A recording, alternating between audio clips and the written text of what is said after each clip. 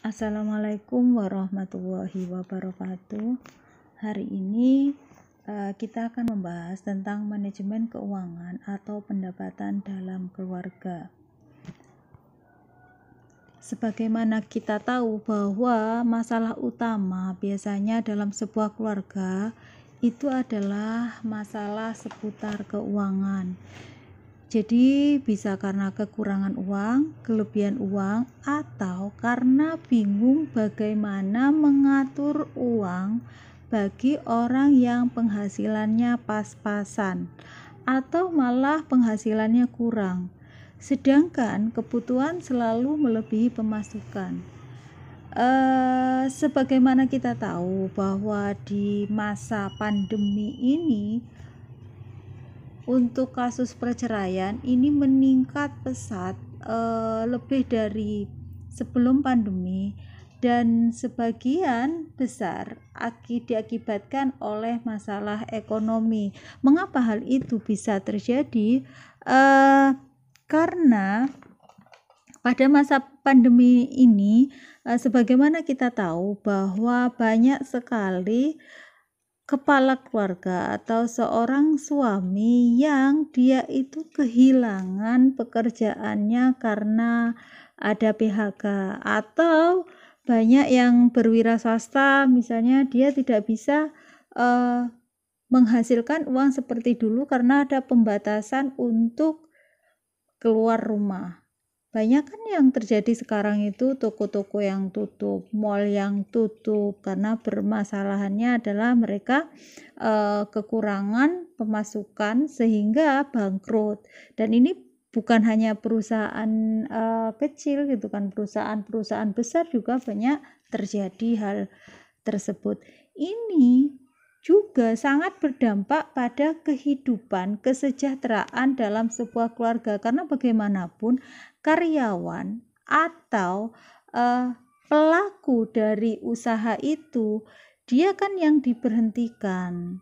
Jadi banyak yang seorang manajer misalnya dia harus kehilangan pekerjaannya karena dia di PHK di kantornya, atau seorang yang dia itu di kantor karyawan ada penyusutan, dan ini sangat berpengaruh apalagi kalau misalnya mereka memiliki keluarga di dalam maksudnya keluarga yang mereka harus dicukupi kebutuhannya, ada istri, ada anak-anaknya misalnya seperti itu.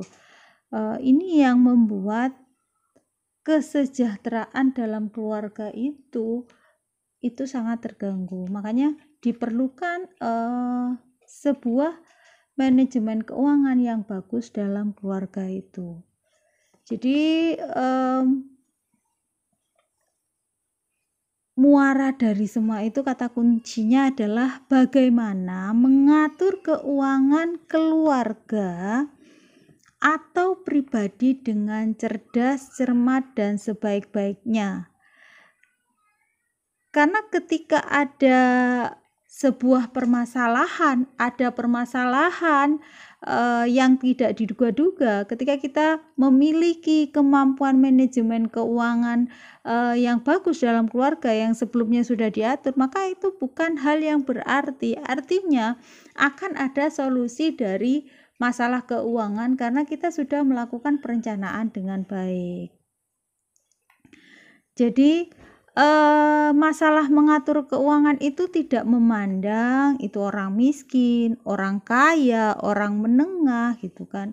Karena siapapun bisa mengatur keuangan keluarganya.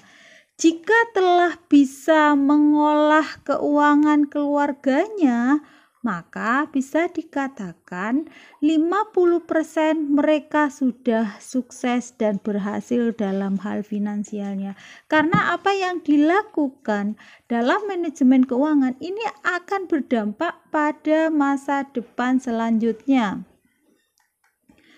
Sebelum kita membahas bagaimana sih manajemen keuangan dalam keluarga itu, apa saja faktor yang mempengaruhi, kita akan membahas dulu manajemen keuangan itu apa, karena ini kan manajemen keuangan dalam keluarga. Kalau manajemen sendiri kita tahu bahwa manajemen itu artinya adalah mengendalikan. Jadi bagaimana kita itu bisa melaksanakan, mengatur seperti itu adalah manajemen. Jadi manajemen itu adalah suatu proses bagaimana cara orang untuk mencapai suatu tujuan yang telah ditetapkan terlebih dahulu. Sedangkan untuk manajemen keuangan sendiri, manajemen keuangan itu merupakan suatu kegiatan perencanaan, penganggaran, pemeriksaan, pengelolaan, pengendalian, pencarian, dan penyimpanan dana yang dimiliki oleh organisasi atau perusahaan. Tetapi karena kita membahas di sini masalah keluarga, jadi perusahaan di sini adalah keluarga. Yang kita bahas itu adalah perusahaan itu wujudnya kita adalah perusahaan itu adalah keluarga.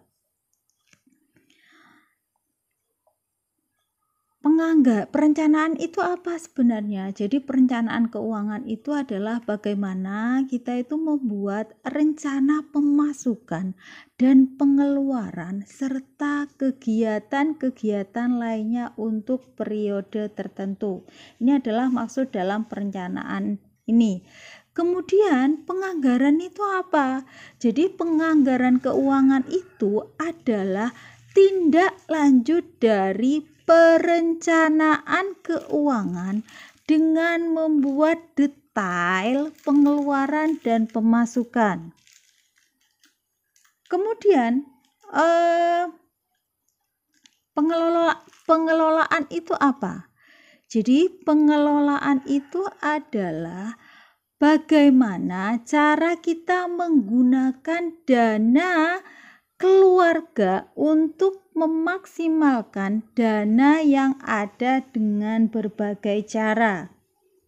Sedangkan pencarian, jadi pencarian itu adalah bagaimana mencari dan mengeksploitasi sumber dana yang ada. Kemudian pemeriksaan keuangan itu apa? Pemeriksaan keuangan itu adalah melakukan audit internal atas keuangan keluarga yang ada agar tidak terjadi penyimpangan. Kemudian yang terakhir adalah pengendalian keuangan. Maksudnya apa pengendalian itu? Jadi pengendalian itu adalah melakukan evaluasi serta perbaikan atas keuangan dan sistem keuangan pada perusahaan. Jadi manajemen keuangan itu merupakan, jadi ini berkaitan dengan bagaimana dalam sebuah keluarga itu memiliki keputusan yang berkaitan dengan keuangan. Jadi keputusan-keputusan itu bisa berupa investasi, kemudian pembelanjaan dan pembiayaan, kemudian keputusan manajemen aktiva. Yang kedua, manajemen keuangan merupakan salah satu bidang manajemen fungsional dalam suatu perusahaan yang mempelajari tentang penggunaan dana, memperoleh dana, dan pembagian hasil operasi perusahaan. Jadi dalam hal ini sudah saya jelaskan tadi bahwa perusahaan di sini diidentikan dengan keluarga. Itu adalah tentang apa sih manajemen keuangan itu. Kemudian kalau kita berbicara tentang manajemen keuangan keluarga, biasanya dalam mengelola keuangan keluarga yang bertindak sebagai manajer atau menteri keuangannya adalah ibu rumah tangga perempuan. Tetapi ini tidak menuntut kemungkinan juga bahwa memang ada beberapa ya mungkinlah tidak banyak gitu kan, kalau dari 100% ini misalnya yang 30% atau 40% yang mengelola keuangan keluarga adalah suami. Ini memang ada sebagian seperti itu, tapi memang yang lebih banyak adalah menteri keuangannya dalam sebuah keluarga itu adalah ibu rumah tangga. Ini adalah kebiasaan ya. Jadi bagaimana sih caranya agar kita itu bisa mengelola keuangan keluarga secara profesional? Sebuah keluarga, dalam keluarga itu utamanya adalah dua orang yang terlibat penuh, yaitu suami dan istri. Mereka perlu mengetahui beberapa konsep utama tentang manajemen keuangan keluarga. Jadi ada dua konsep utama tentang manajemen keuangan keluarga yang wajib diketahui oleh keluarga, yaitu tentang neraca atau neraca dan ruginya atau laba, serta manajemen arus kas atau cash flow. Ini kalau kalian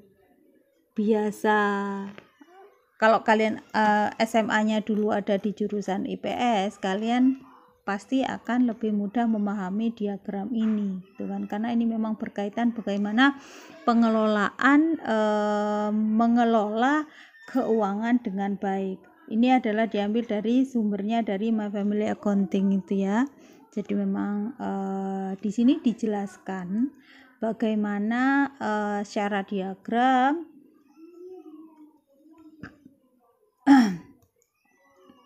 bagaimana cara diagram ini manajemen keuangan dalam keluarga.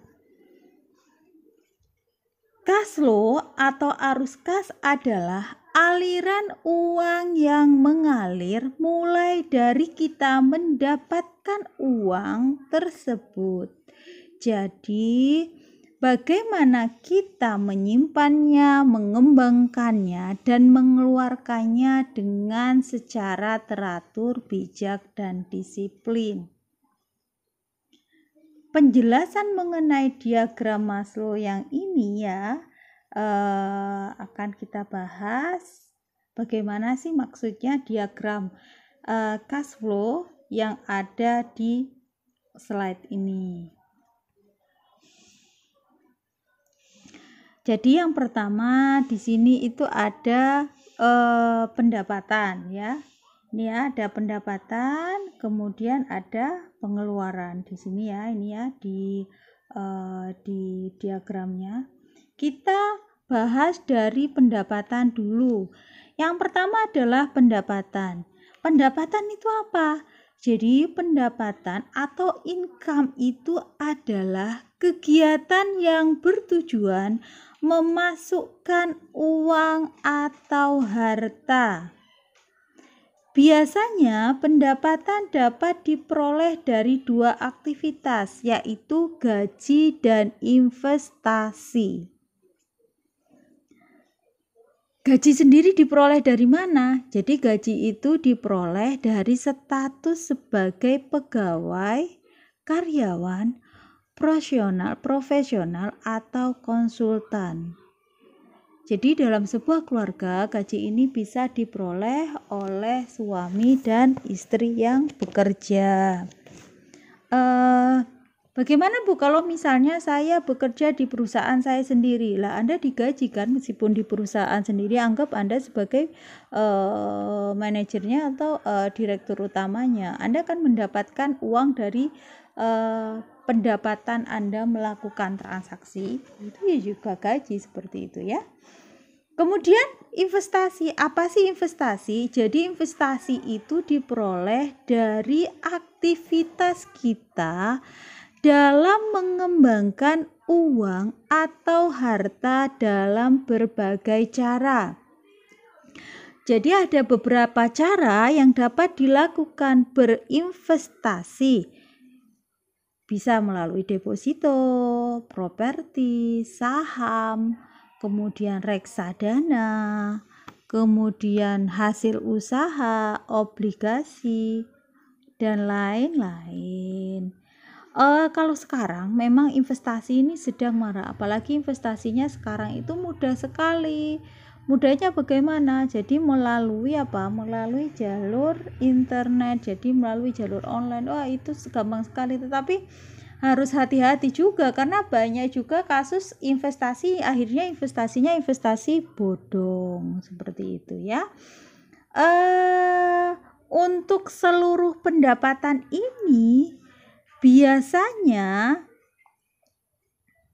disimpan dalam bentuk tunai di bank atau di ATM. Jadi pendapatan ini biasanya bisa disimpan dalam bentuk uang tunai ataupun dalam bentuk ATM. ATM itu maksudnya adalah di sini disimpan di bank. Kemudian setelah itu yang nomor 2 adalah pengeluaran. Pengeluaran itu adalah seluruh kegiatan yang mengakibatkan uang berkurang. Jadi kalau kita lihat dari diagram ini banyak sekali gitu kan kebutuhan yang akan dikeluarkan dalam sebuah keluarga. Sehingga kalau lihat di sini ya, wah pengeluarannya sampai berapa ini di diagram ini ya, 1, 2, 3, 4, 5, 6, 7, 8, 9, 10, 11. Ini ada 11, tapi bisa lebih dari itu atau bisa kurang dari ini.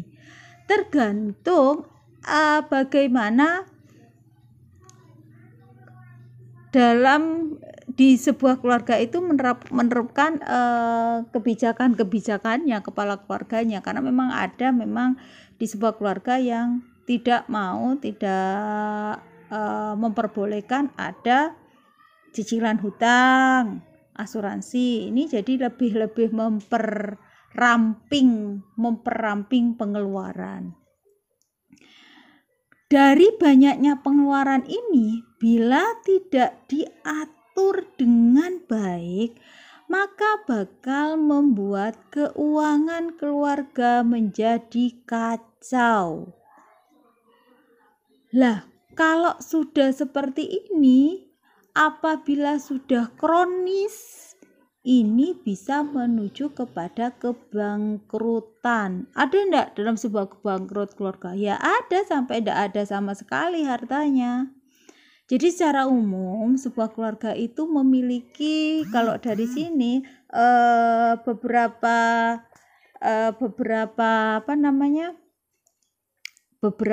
pengeluaran rutin keluarga rumah tangga itu. Misalnya kalau di kota besar itu ada cicilan hutang. Cicilan hutang ini bisa kepada orang tua, bisa orang tua. Kalau misalnya di desa biasanya pinjamnya ke orang tua kan. Tapi kalau di kota besar biasanya pinjamnya adalah ke bank atau ke koperasi dan lain sebagainya. Ini adalah cicilan utang yang wajib dipenuhi. Kenapa? Biasanya kalau berkaitan dengan bank, koperasi akan ada konsekuensi yang diterima jika tidak membayar cicilan itu. Kemudian pengeluaran rumah tangga berikutnya premi asuransi. Jadi biasanya di kota besar atau orang-orang modern sekarang itu lebih banyak menggunakan asuransi dengan pertimbangan mereka masa depannya, untuk masa depan mereka atau masa depan putra-putri mereka, sehingga ketika misalnya mereka mengalami kesulitan atau seiring dengan usia mereka sudah tidak bekerja, pada saatnya mereka akan masih memiliki dana yang bisa digunakan untuk dana pendidikan, dana kesehatan, dan lain sebagainya, seperti itu. Kemudian pengeluaran berikutnya yang banyak dan ini lumayan besar juga adalah pembantu rumah tangga. Umumnya sekarang apalagi ketika seorang ibu rumah tangganya di sini bekerja atau lebih ke karir yang di luar rumah, karena memang ada orang yang berkarir tetapi di dalam rumah gitu kan, ini mereka akan butuh seorang asisten rumah tangga. Lah, asisten rumah tangga ini mereka kan dibayarnya juga lumayan besar. Kalau sekarang enggak ada asisten rumah tangga yang di bawahnya 500, paling enggak itu di atasnya 800 sampai 1 juta ke atas. Kemudian keperluan anak, kalau misalnya anaknya masih kecil, ini banyak sekali keperluan anaknya. Bisa pampers ya, pampers itu kan banyak. Pampers itu lumayan, itu banyak, itu susu kalau dia tidak dikasih susu ASI-nya ibu, susu formula. Kemudian transportasi, zakat. Wah, zakat atau pajak ini kan wajib. Kalau zakat itu juga, zakat itu kan ada orang yang dia itu per bulan, ada yang per tahun. Per tahun artinya ketika 1 tahun baru dia keluarkan zakatnya. Pajak ini wajib, sekarang tuh kan ada NPWP ya. Kemudian hiburan atau rekreasi ini sebenarnya mubah. Kalau hiburan atau rekreasi ini kalau ada, rekreasi itu kan tidak harus mahal. Misalnya kalian ke belakang rumah kalian bersama keluarga kemudian makan bareng di sawah, itu juga termasuk rekreasi asalkan senang. Intinya kan adalah bagaimana membuat kita itu senang, seperti itu. Kemudian kegiatan sosial itu bisa misalnya ketika kalian ke panti asuhan, menolong yang bencana dan lain sebagainya. Fashion ini yang banyak menyita uang. Kenapa saya bilang menyita uang banyak fashion? Karena memang fashion ini kalau dituruti tidak ada habisnya. Kalau dituruti ya tidak ada habisnya fashion ini. Karena tiap hari itu pasti berganti tren-trennya gitu kan, dan lain sebagainya. Jadi itu adalah tentang pengeluaran.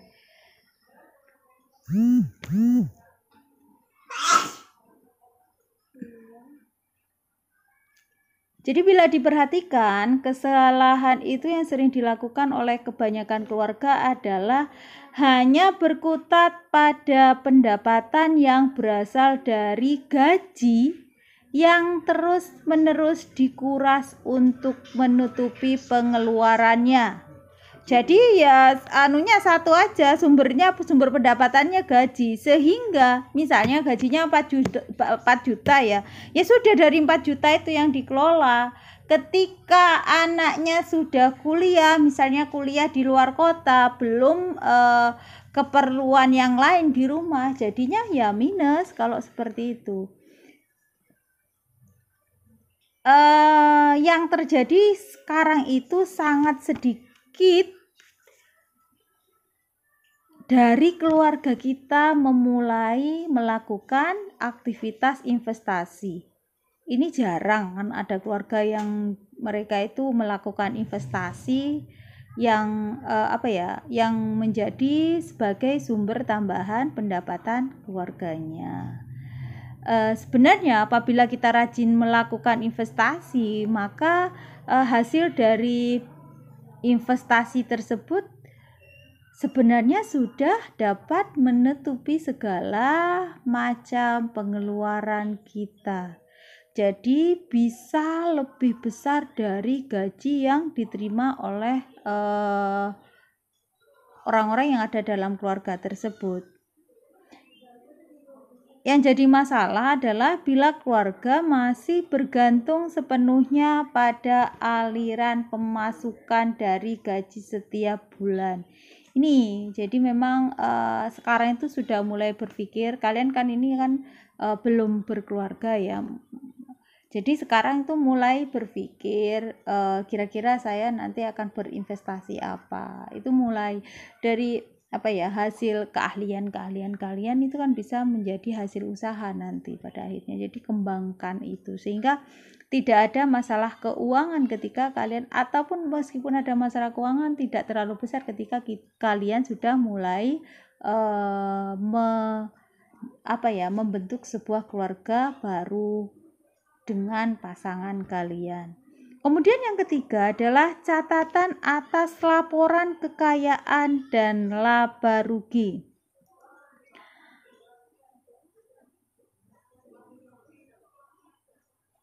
Ini yang menjadi pertanyaan adalah gini, ini kan laporan kekayaan dan laba rugi dalam keluarga penting enggak sih? Ya penting sebenarnya, sangat penting, bukan memang sangat penting ini, bukan. Coba kalian tanya ke ke keluarga kalian. Berapa sih kekayaan bersih dalam keluargamu? Pernah enggak dihitung itu? Kemudian berapa persen pertumbuhan kekayaan keluargamu dibanding tahun kemarin? Pernah ngitung enggak? Saya yakin belum. Meskipun ada mungkin satu di antara 100 atau 200 atau malah 500. Karena kan selama ini laporan kekayaan dan laba rugi ini jarang sekali, apalagi ada memang di ras-ras tertentu, di suku-suku tertentu ya, itu memang mereka menekankan ini gitu kan, ketika mereka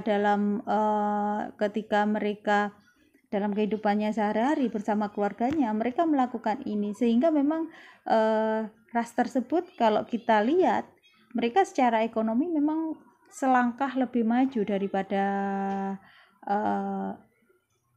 ras ya pribumi kebanyakan. Kenapa? Karena mereka memang manajemen keuangannya bagus sekali.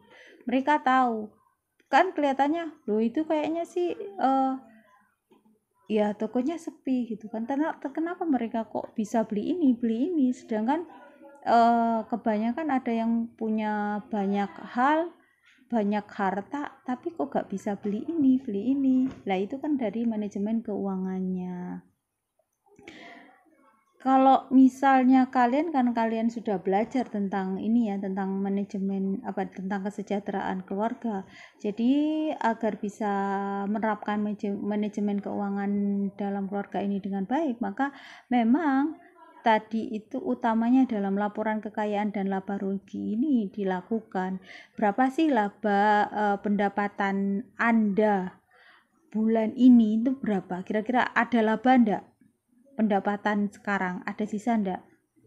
Berapa persen sih pertambahan atau penurunan laba pendapatan Anda bulan ini dibandingkan bulan yang sama pada tahun sebelumnya? Kita kan enggak pernah kepikiran seperti itu, padahal ini sangat penting sekali. Mengapa sangat penting?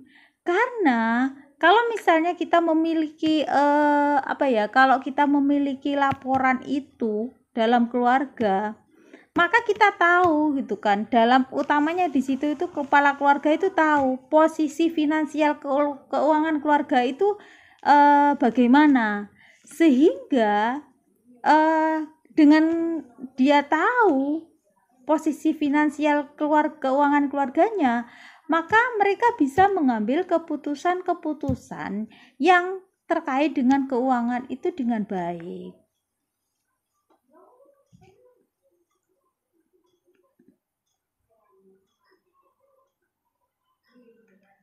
Oke, kemudian ini adalah diagram laporan kekayaan dan laba rugi manajemen keuangan keluarga. Wah, di sini ini kecil ya, tapi memang tidak bisa dibesarkan lagi ya. Jadi bagaimana sih penjelasannya? Kita lihat dulu ini ya.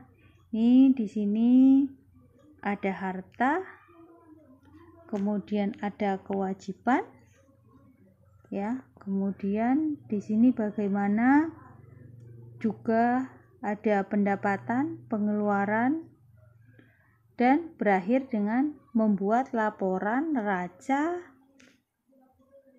keluarga. Jadi tahu nanti, oh di keluarga penting enggak Bu? Wah penting. Kalau enggak penting, ngapain gitu kan dipelajari? Enggak, maksudnya gini, ini memang sangat penting untuk mengetahui kondisi keuangan keluarga kalian. Utamanya ini bisa kalian praktekkan nanti ketika kalian melakukan atau ketika kalian membina sebuah keluarga.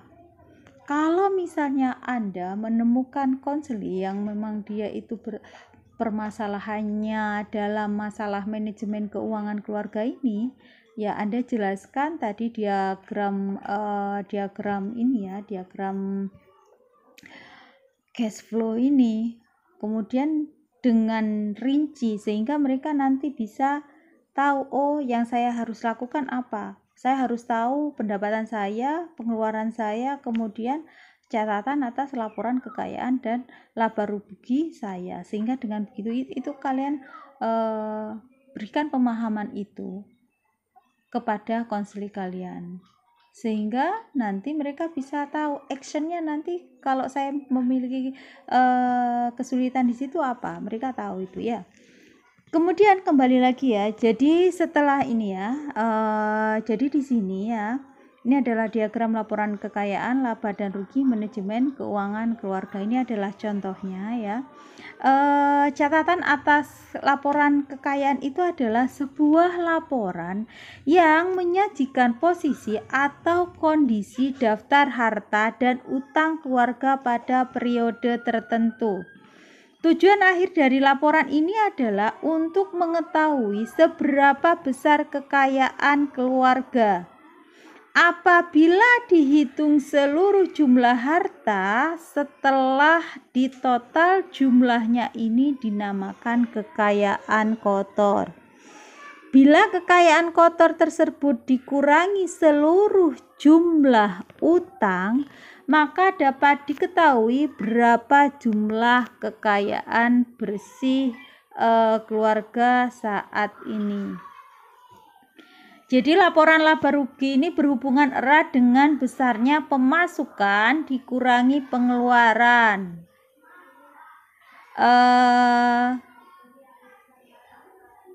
Jadi komponen utama dalam penyusunan laba rugi yaitu jumlah pemasukan dan jumlah pengeluaran dalam satu periode atau bulan.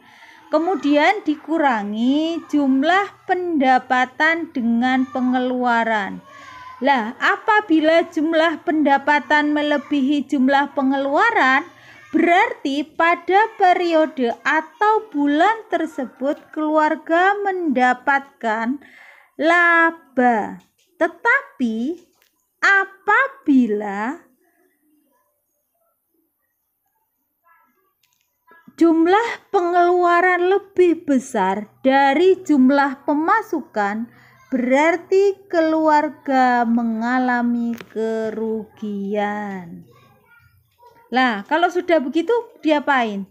Diapain Bu kalau sudah seperti itu? Lah, kalau misalnya ada pertanyaan itu, jadi setelah membuat laporan kekayaan dan laba rugi ini, apabila diterapkan dengan disiplin setiap bulan, kemudian laporan itu disimpan, maka nanti bisa melakukan analisis dan perbandingan berapa persen pertumbuhan dan penurunan kekayaan dan laba atau rugi keluarga dibanding tahun-tahun sebelumnya.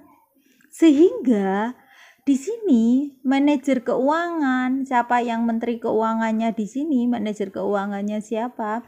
Ini dapat mengambil beberapa keputusan yang berkaitan dengan peningkatan kondisi finansial keluarga.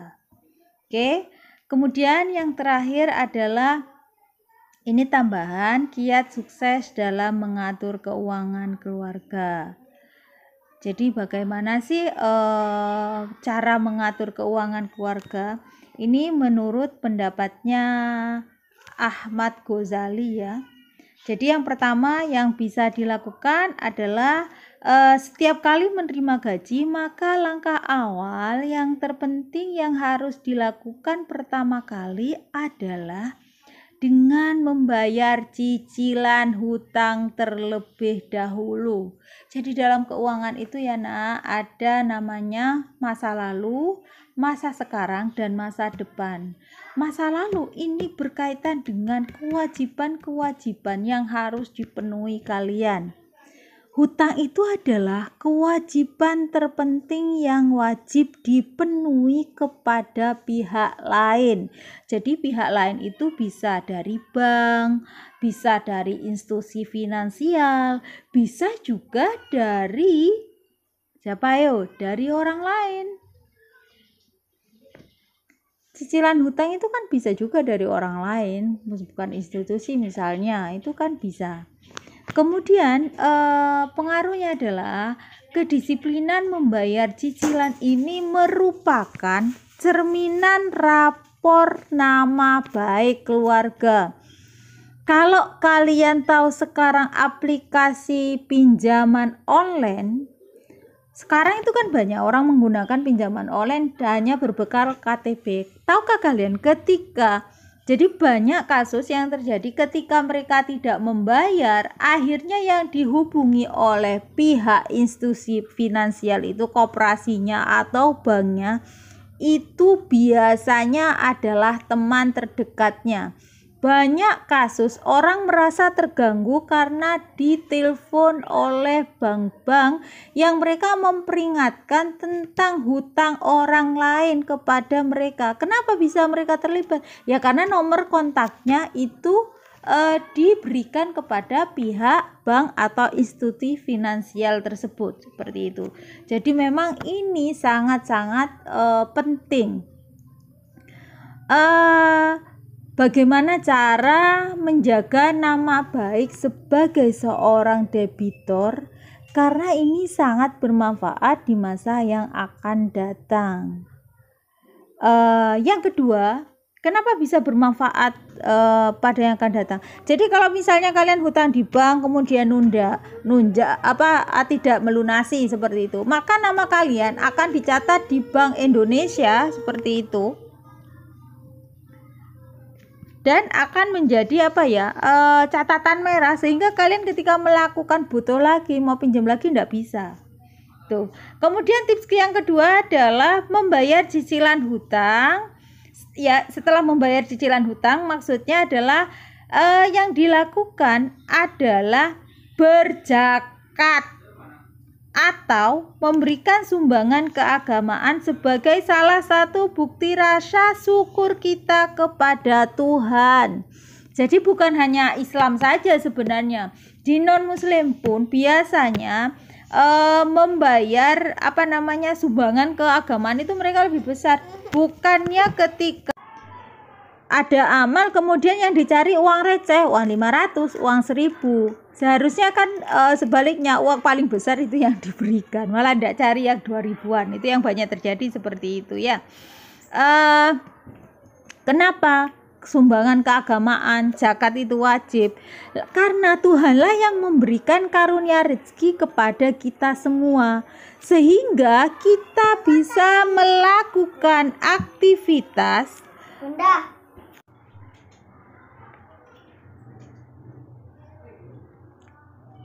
melakukan aktivitas ekonomi keseharian dengan lancar tanpa kekurangan, sehingga Tuhan itu akan semakin menambah karunia dan rezeki yang berlimpah pada kita. Kalau kita memberikan sesuatu dengan ikhlas, Tuhan itu pasti menggantinya dengan lebih banyak. Yang ketiga adalah menyisihkan minimal 10% dari penghasilan kita untuk ditabung atau investasi. Karena mengapa bisa seperti itu?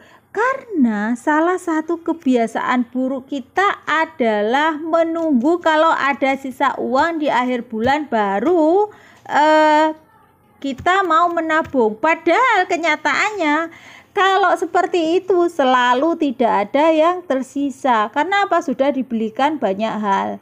Jadi memang harus harus memang urutannya jelas.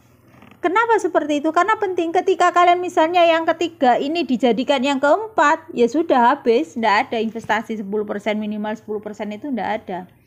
Yang keempat, ini yang paling banyak, yaitu menghabiskan uang gaji atau penghasilan yang tersisa. Lah, ini biasanya kebutuhan ini tidak ada habisnya, apalagi kalau hidup kita itu dengan gaya hedonis. Kenapa seperti itu? Ya, jadi selain untuk memenuhi keperluan rutin, kalau keperluan rutin ini memang wajib. Karena apa? Isinya dapur, makan, lauk pauk, kemudian sekolah anak, itu kan memang wajib ya kalau seperti itu. Biasanya ini ya, ini tambahannya kan habisnya di rekreasi, beli baju, fashion, dan lain sebagainya seperti itu. Jadi kalau dari urutannya ini bagaimana kita yang pertama misalnya tadi itu adalah yang pertama kalian itu membayar hutang kalau ada hutang, kemudian membayar cicilan, kemudian yang kedua itu berzakat atau kalian beramal kalau sudah mendapatkan gaji ya. Yang ketiga adalah menyisihkan 10% minimal dari pendapatan kalian itu. Kemudian yang keempat ini baru nanti disesuaikan. Uang saya sisa berapa? Itu disesuaikan untuk belanja bulanan kalian, untuk kebutuhan kalian. Kalau misalnya dari situ dilihat, oh ternyata sisa saya adalah misalnya sisa 900.000 misalnya seperti itu. Ya sudah, berarti paling enggak kalian menghabiskan misalnya paling full itu adalah 25.000, 5.000 itu digunakan dana cadangan sewaktu-waktu misalnya ada keperluan yang 5.000 misalnya seperti itu. Kalau ada sisanya, biasanya sisanya itu bisa digunakan untuk rekreasi, untuk senang-senang dan lain sebagainya. Itu adalah kalau kita menggunakan manajemen keuangan dengan baik.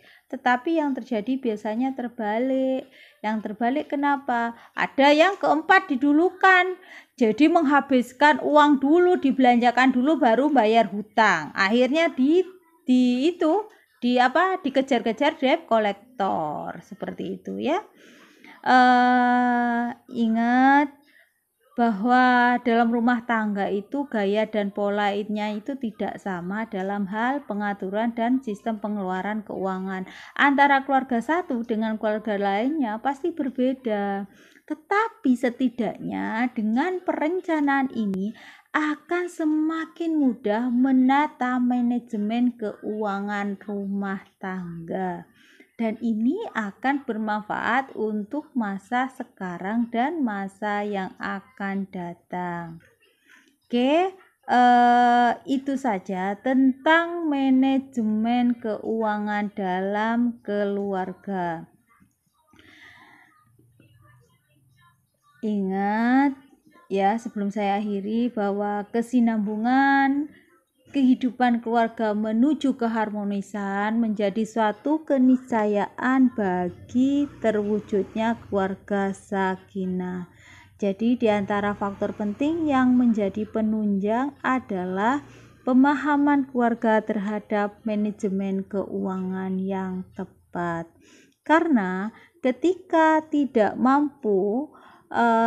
memiliki manajemen keuangan yang tepat, yang terjadi adalah kekacauan masalah finansial dalam keluarga itu, termasuk nanti ujungnya adalah perceraian atau perpisahan. Jadi dengan adanya pemahaman yang baik tentang laporan keuangan keluarga, kemudian didukung oleh perencanaan yang baik tentang keuangan, pembagian tugas dengan pasangan, dan usaha mensiasati pengeluaran ekstra, maka rumah tangga dapat melalui masalah-masalah keuangan keluarga dengan solusi yang benar.